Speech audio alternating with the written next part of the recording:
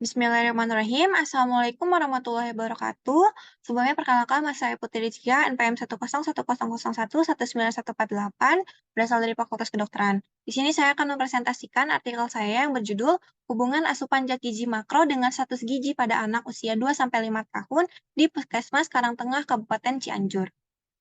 Untuk pendahuluannya, riset kesehatan dasar atau Riskesdas pada tahun 2018 menyatakan bahwa balita yang memiliki masalah gizi sebesar 17,7%. Angka tersebut terdiri dari balita kurang gizi sebanyak 13,8% dan gizi buruk 3,9%. Sedangkan prevalensi balita gizi lebih dan obesitas sebesar 3,1%. Di Jawa Barat, prevalensi gizi kurang, gizi lebih, dan gizi buruk pada balita secara berturut-turut adalah 10,6%, 10,6%, dan 2,48%.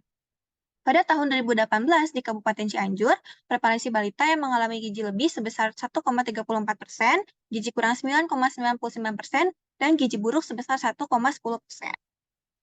Untuk metode penelitian, itu menggunakan desain analitik observasional dengan jenis cross-seksional untuk mengetahui hubungan antara asupan zat gizi makro dan status gizi pada anak usia 2-5 tahun yang tinggal di wilayah Puskesmas Karangtengah, Kabupaten Cianjur.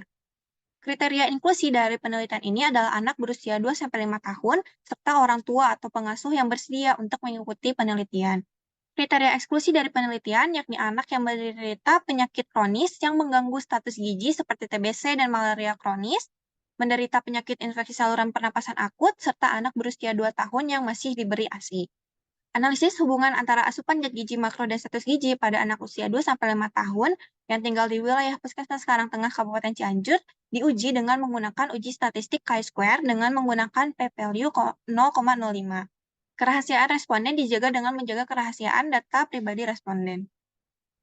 Untuk hasil penelitian, dari karakteristik responden anak usia 2-5 tahun di Puskesmas Karangtengah, Kabupaten Cianjur, mulai putih 3 kelompok usia dan 2 kelompok jenis kelamin, yaitu laki-laki dan perempuan. Subjek didominasi anak usia 2 sampai kurang dari 3 tahun sebanyak 25 orang atau 50%. Sebaran karakteristik berdasarkan jenis kelamin anak menunjukkan dominasi jenis kelamin anak adalah perempuan, yaitu sebanyak 30 orang atau 60%. Untuk distribusi status gizi pada anak usia 2-5 tahun di Puskesmas Karangtengah, Kabupaten Cianjur, didominasi oleh anak dengan status gizi baik sebanyak 35 orang atau 70%. Untuk distribusi asupan zat gizi makro pada anak usia 2-5 tahun, didominasi oleh asupan zat gizi makro yang cukup sebanyak 32 orang atau 64%. Kemudian untuk hubungan asupan zat gizi makro dengan status gizi pada anak usia 2-5 tahun, yang mana berdasarkan dari hasil analisis statistik di atas tampak terlihat adanya hubungan yang bermakna antara asupan zat gizi makro dengan status gizi.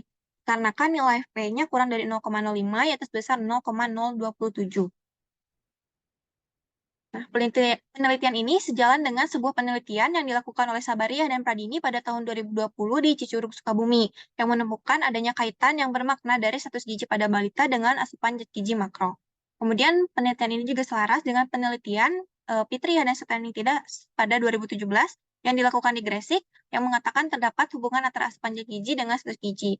Berdasarkan dari hasil recall 3 kali 24 jam, sebagian besar asupan zat gizi makro responden telah mencukupi dari kebutuhan AKG.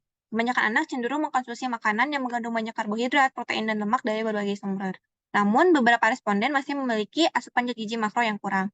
Banyak hal yang dapat mempengaruhi anak memiliki gizi yang kurang, bukan hanya dari asupan makanan, tetapi faktor lain seperti pengetahuan ibu, pendidikan, serta tingkat pendidikan dapat menjadi faktor yang mempengaruhi.